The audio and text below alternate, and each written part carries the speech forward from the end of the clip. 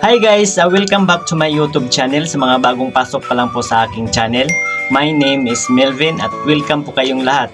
Para sa mga di pa marunong gumawa ng BDO account or mag-apply ng ATM savings account sa pamamagitan ng kanilang bagong online banking application, sundan nyo lang at tapusin ang video ito dahil ito ay para sa inyo. At tuturuan ko rin po kayo kung paano mag-sign up. At kung may mga account na po kayo sa luma nilang app, ay pwede rin po kayong mag-login sa bago nilang application using the same username and password. Kaya bago ko po sisimulan, sa mga bagong pasok pa lang po sa aking channel, huwag kalimutang i-click yung subscribe button na sa baba at pag-hit na yung bell para updated po kayo sa aking mga tutorial videos na i-upload. Maraming salamat po. So wag na nating patagalin pa, ganito ang paggawa ng BDO account guys. Ito panoorin nyo.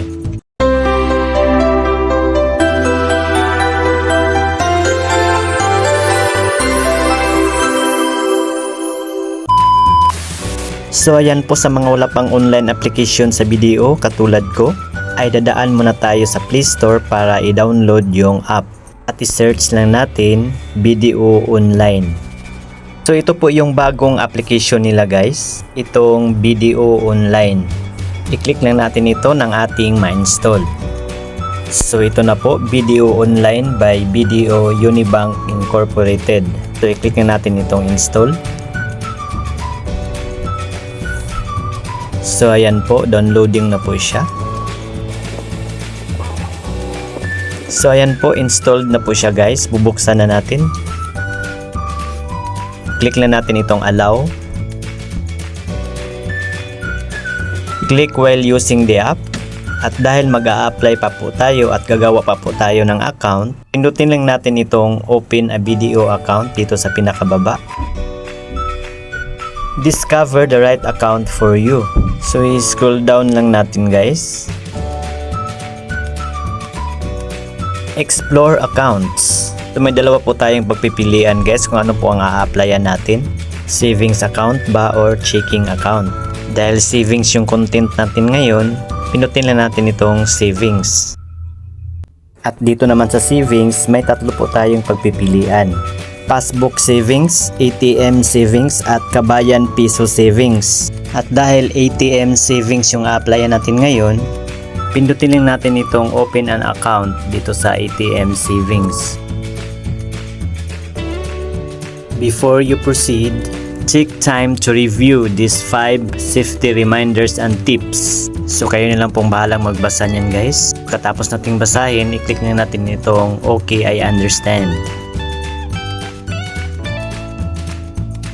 Welcome to your ATM savings application. So mag-explore muna tayo guys. Scroll down lang natin. Open an account in 4 easy steps. It takes 10 to 20 minutes to complete. So ito na po yung una nating gawin guys. Fill out the online forms. At ang pangalawa, upload a photo of your 2 valid IDs, signature, and yourself holding a valid ID. Meet a BDO representative via Zoom video call for account opening evaluation. At pang-apat, make sure initial deposit online or at the branch. At i-scroll down pa natin guys. So ito na po yung list of accepted IDs guys. Ito na po yung mga tinatanggap nilang valid ID. Dalawa po dito ang kailangan ng BDO guys. Kailangan ang mga ID ay Philippine government issued, like passport, Unified Multipurpose ID or UMID, driver's license issued by the Land Transportation Office or LTO, Government Service and Insurance System or GSISE card, Tax Identification Number or TIN ID, Philippine Identification System or PhilSys ID, New Social Security System or SSS ID, PhilHealth Card, Senior Citizen ID, Voters ID, Philippine Postal ID, Professional Regulations Commission or PRC ID. And for private and foreign government issued, School ID for minors, Company ID, Integrated Bar of the Philippines ID or IBP, Foreign Passport.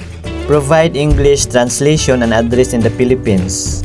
So ngayon guys, balik tayo sa taas.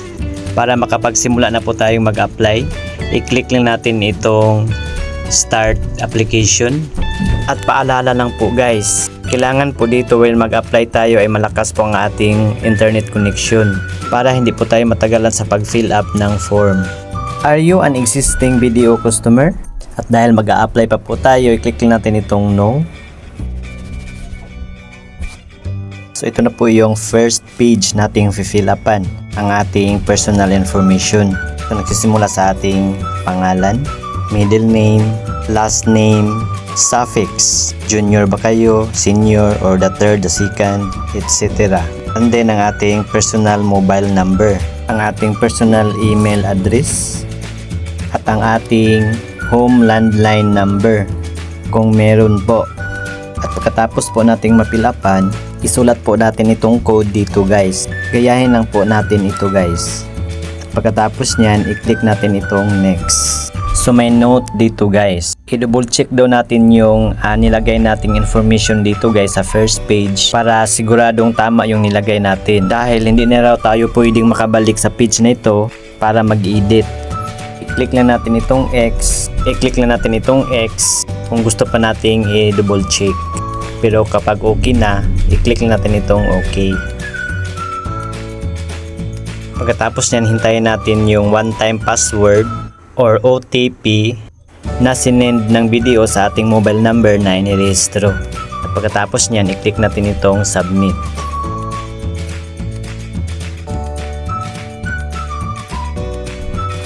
So ito po yung terms and conditions ng BDO guys. BDO Online Account Opening Service, terms and conditions. So kayo na lang pong bahalang magbasa guys kung mahilig po kayong magbasa. Scroll down lang natin, scroll down hanggang makakarating po tayo sa pinaka-last. I-click lang natin ang maliit na box para malagyan ng check. I have read, understood, and agree to the terms and conditions declared herein. Pagkatapos niyan, i-click natin itong next. Data privacy consent. Scroll down pa rin natin. Lagyan pa rin ng check itong maliit na box. I have read, understood, and agreed to the data privacy consent declared herein. And then click next. Enter your home address. Dito sa home address guys, dito sa pinakauna, kaya po natin yung unit number and building or house or block number and street. Dito sa pangalawa, anong subdivision or village. And then anong country, province or state. Next, city or municipality. And then anong barangay at ang ating zip code. And then itong alternative address guys, kung pareho lang yung address ng current address nyo at ang present address, yes lang po ang pindutin natin. Pero kung hindi magkapareho, itong no ang pindutin natin at isulat po natin yung permanent address natin dito sa baba. I-click lang natin itong may mga box guys or mga arrow para makapili po tayo ng ating lugar.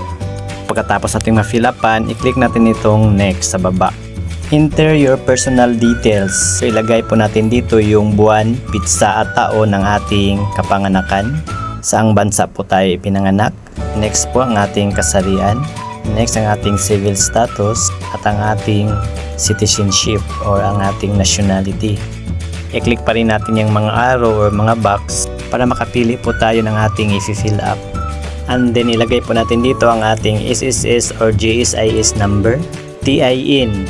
Next po ay ang ating mother's full maiden name. Pangalan po ng ating mother, nanay, mama, sa dalaga pa. At pagkatapos nating ma-fill upan, i-click natin itong next. Enter your financial information. Una po dito ang ating primary source of funds. Click lang natin itong guys para makapili po tayo. So ang napili ko ay itong employed fixed income. And then click next. Enter your employment details. Yung mga detalye sa ating pinagtatrabahoan. Una dito ang ating primary nature of work. So ito po yung pagpipilian guys, kayo na pong bahalang mamimili. Next ang ating name of primary employer. Pangalan po ng ating pinagtatrabahoan. Next kung ano po ang posisyon natin, ating job title. Next ang ating gross annual income. Ang ating kabuuang kita sa isang taon. At pagkatapos nating ma-fill upan, i-click lang natin itong next. Enter your employment contact details. Sa mga detalye po ito ng ating pinagtatrabahoan kung paano ito kukontakin. So una dito yung work email address. Kung ano po ang email address ng ating pinagtatrabahoan. Ano po ang landline number. Sa pagsulat po ng landline number guys, isalin nyo po yun sa pagsulat yung area code. At pagkatapos niyan ang work address. Anong unit number, and building or house or block number and street. Anong subdivision or village, anong country, province or state, city or municipality, anong barangay, at zip code. At pagkatapos nating ma-fill upan, i-click natin itong next. Submit your documents. Please select 2 IDs for checking or processing. So kailangan po ay 2 ID po ang isasubmit natin dito guys. May nakasaad po dito sa baba guys na pwedeng isang ID lang po ang ating gagamitin pero twice po nating i-upload. So ito lang pong mga ID na ina-allowed nilang pwedeng i-upload ng pangalawang beses. New or old Philippine passport, driver's license, PRC ID, UMed, SSS ID and PhilSys ID. So katulad nito guys sa akin. Pero sa akin guys ay driver's license and PhilHealth yung sinubmit ko. Kasi available naman po yung dalawa sa akin. At pagkatapos nating makapili, i-click natin itong next. So ngayon guys, pipicturean na po natin ang ating valid ID. I-click lang natin itong allow. And then click natin itong may blue na bilog para makapture. And then click submit.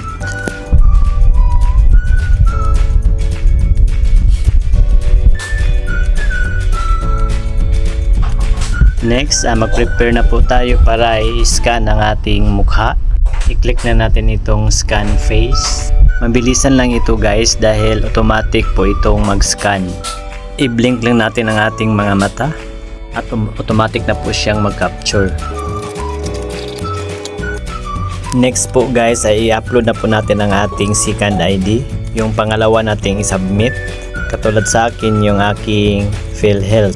Kung may nakasave na po sa ating gallery, i-click lang natin itong upload photo. Pero kapag pipicturan pa natin, itong take photo yung i-click natin. So ayan po. Kapag okay na, i-click lang natin itong capture. Next po ay ang likod ng ating valid ID ang atin na namang pipicturan. I-click lang natin itong take photo. And then click capture kapag okay na. Next po ay upload our signature. So pipirma po tayo sa isang malinis na papel ng 3 beses. Katulad po nito guys, may sample po guys dito sa baba. So ganito po guys. So i-click na natin ito. So ito na po yung 3 signature ko. I-click natin itong capture. So ito na po. Pagkatapos nating magawa lahat niyan guys, ay isulat natin itong code dito sa my box. Gayahin lang natin ito guys. And then i-click natin itong next. So dito guys, select your purpose of account opening. So ilagay po natin dito ang ating layunin kung bakit po tayo nag-open ng savings account. So may pagpipilian po tayo. Ang pinili ko po dito ay itong savings. Pagkatapos niyan, i-click natin itong next. Next, beneficial ownership questionnaire. So may mga katanungan dito guys na yes or no lang po ang ating isasagot. Una, are you opening this account on behalf of someone else or a third party? So no lang ang ilagay natin dito. And then i-click natin itong next. So dito na po tayo sa Foreign Account Tax Compliance Act or FATCA questionnaire. So kayo lang pong bahalang magbasa guys, basta no lang ang isasagot natin dito. At pagkatapos natin masagot yan lahat, i-click na natin itong next. Political Relations and Affiliations Questionnaire. So no pa rin ang dapat nating ilagay dito guys. And then i-click natin itong next. Online Gaming Questionnaire. So no pa rin ang nilagay ko dito guys. So pagtapos niyan, i-click lang natin itong next. So i-click lang natin itong allow. Set up your account. Meet a BDO representative via Zoom video call for account opening evaluation. So dito guys, mag-set na po tayo ng date at ng time kung kailan po tayo available para sa video call. So tawagan po tayo ng BDO representative for evaluation sa ating account. Click lang natin itong my box para makapili po tayo ng date. Pagkatapos dito sa baba ang ating time slot, kung ano po tayong oras available sa araw na yan. Select your branch of account. So dito guys, ilagay po natin ang ating area, like ang ating region for branch. Kung anong rehiyon po tayo, click lang natin itong may arrow para makapili po tayo. Next, ang ating probinsya or ang ating syudad. At dito naman sa branch, yung pinakamalapit na BDO branch sa ating tinitirhan. Katulad sa akin, ito na po yung branch details ko. At dito sa baba, choose your ATM card. So mamimili po tayo dito guys kung anong gusto nating ATM card type. Pindutin na natin ito para makapili po tayo. So ito po yung pagpipilian natin, personalized debit card at basic card. Kapag itong personalized ang pipiliin natin, ay ready na po ito 3 to 5 banking days for Metro Manila, 2 to 3 weeks naman sa mga provincial branches. At kapag itong basic card ang ating pipiliin, ay kahit saang branch po natin kunin yung card kung naka-open na po ang ating account at wala pong nakadisplaying pangalan sa ating card. So yun po ang pagkakaiba guys. Pagkatapos natin dito na part, i-click na natin itong next. Sign up for BDO online banking. So dito na po tayo gagawa ng ating user ID guys. Kung sakaling ma-approve yung application natin, ay makapag-login na po tayo dito sa kanilang mobile app. Sa paggawa ng user ID guys, ay kailangan daw ay may letters at may numbers. At kailangan mula 7 hanggang 15 characters. At pagkatapos niyan, gagawa din tayo ng password. Sa paggawa naman ng password guys, kailangan may at least 8 characters. At kailangan may small letter, may capital letter, may numbers, at special characters. Pagkatapos natin nakagawa ng password, isulat natin ulit dito sa baba para ma-confirm. At pagkatapos niyan, i-click natin itong next.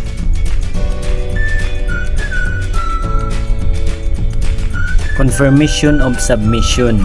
I-review po natin yung ating finilapang form guys. Baka may mali po tayong naisulat. Pwede pa po nating i-edit yan kung may nakaligtaan po tayo. Click lang natin itong edit para mapalitan yung mali. At kapag okay na, scroll down lang natin at dito sa pinakababa, i-click natin itong submit.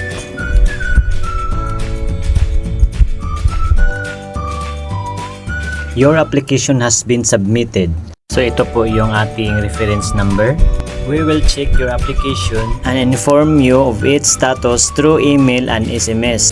So pagkatapos nito guys, hihintayin na lang natin yung tawag galing po sa BDO representative via Zoom video call sa pitsa at oras na nilagay natin doon po sa ating application form.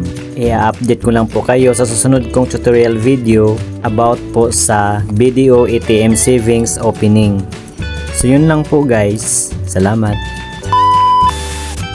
At sana may natutunan po kayo guys. Paki-like na lang po sa video ito kung nagustuhan nyo. At paki-share na lang din po sa iba para may idea din po sila. At para sa iba pa pong karagdagang katanungan about po sa BDO Account Savings Application, pakisulat lang po inyong mga tanong dyan po sa comment section sa baba. So yun lamang po guys. Maraming salamat sa panonood. God bless us all. Goodbye.